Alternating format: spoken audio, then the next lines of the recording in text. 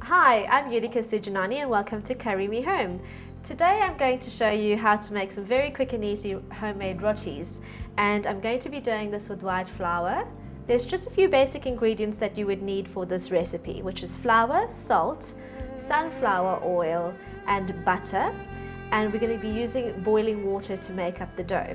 So in here we've got the flour and I'm going to add some fine salt. So I'm going to add boiling water to the flour and salt, and it's important that the water is very, very hot for this recipe. So if you're using about 3 cups of flour, you're going to be using about 1.5 cups of boiling water.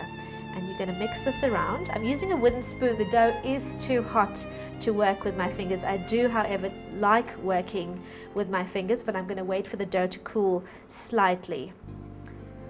Okay, and you're just going to mix that through, and it's going to look quite lumpy.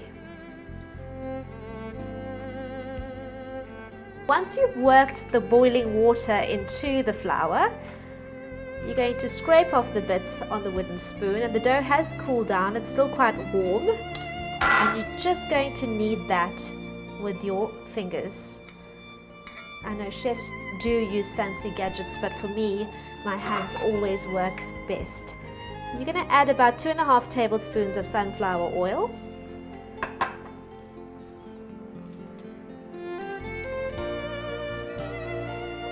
And knead that into a soft dough. Now traditionally these are made with brown flour.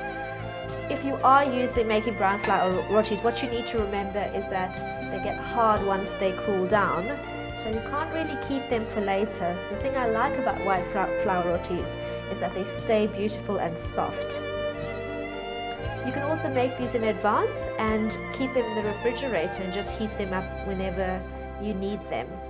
Okay, now that is a really, really soft dough. I'm going to move that aside. And onto your work surface, you're going to continue kneading this dough. And you can see it's not sticky anymore. The oil does definitely prevent the dough from becoming sticky. Also, growing up in Durban, we add lots of butter to rotis, but being a little more health conscious, I've actually cut out the butter from the dough, and I'm just going to use some clover butter when I'm cooking the rotis. Okay. So I'm rolling this into a length. And the dough is very, very smooth and pliant.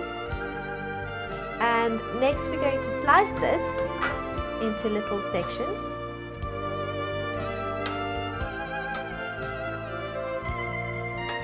So we've sliced the dough into portions, and now we're going to take each little portion and roll it into a nice length like so.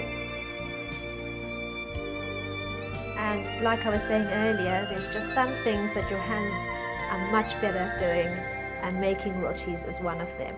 So you're going to roll them into lengths and then coil up each end in opposite directions, like that.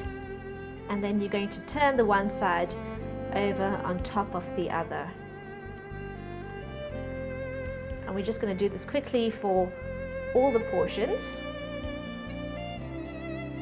Okay, now we're done rolling these portions of dough up, and I'm going to pop them back into the mixing bowl. You don't have to wash the bowl, you can just use the same bowl that you mix the dough in. And we're going to cover this with a tea towel, a damp tea towel, and you should leave that to rest for at least half an hour.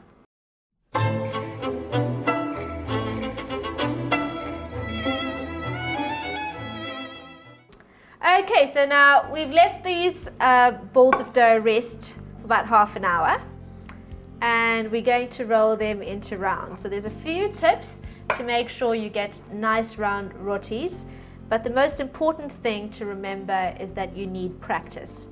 So here's the ball of dough. We're just going to flour our surface and then press down, and then you're going to press these into little rounds.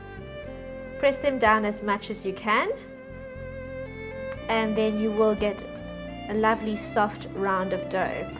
Again, it's important to keep your surface well floured, and I'm going to use a rolling pin and gently roll out the dough.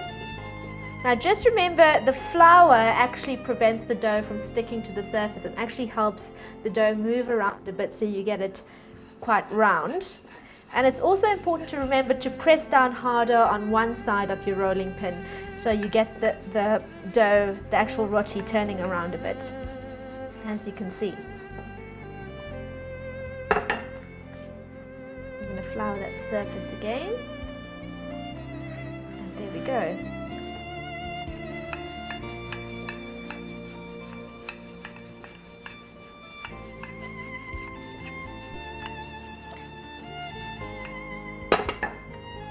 So I like very thin rotis, but you could make them thicker if you want. And just remember, you could also flavor the dough with some cumin seeds or coriander seeds or some fresh herbs if you like. So that is your roti dough, and it's been rolled out into a round.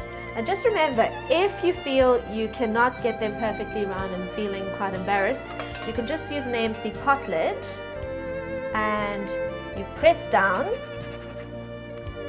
and you can cut them into perfect rounds. I cheated like this for years, and that is how you get them perfectly perfect. Right, we're going to do the next one.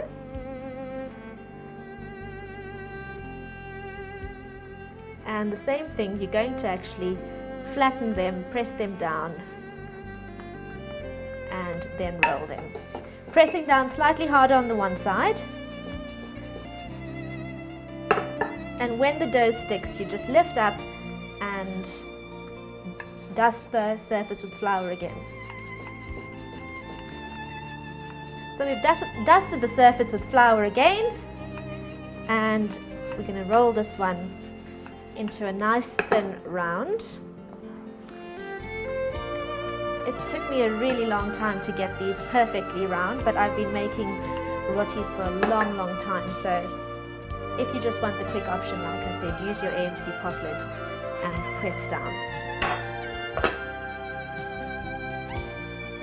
Okay, and I save these leftovers for my kids to play with when they get home from school. So we've rolled out some rotis and we're going to cook them on a skillet. And what you need to do is, we haven't greased the pan. There's no butter or oil in here.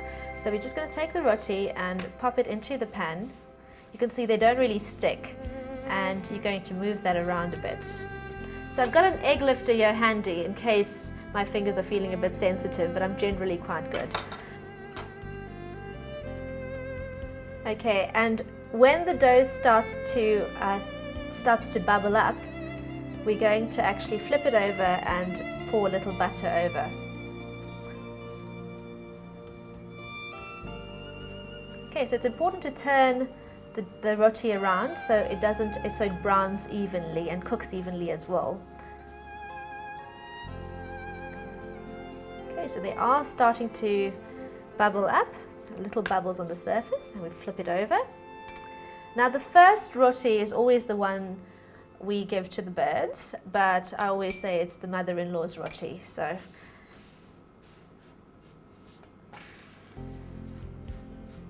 okay, and it starts to bubble again.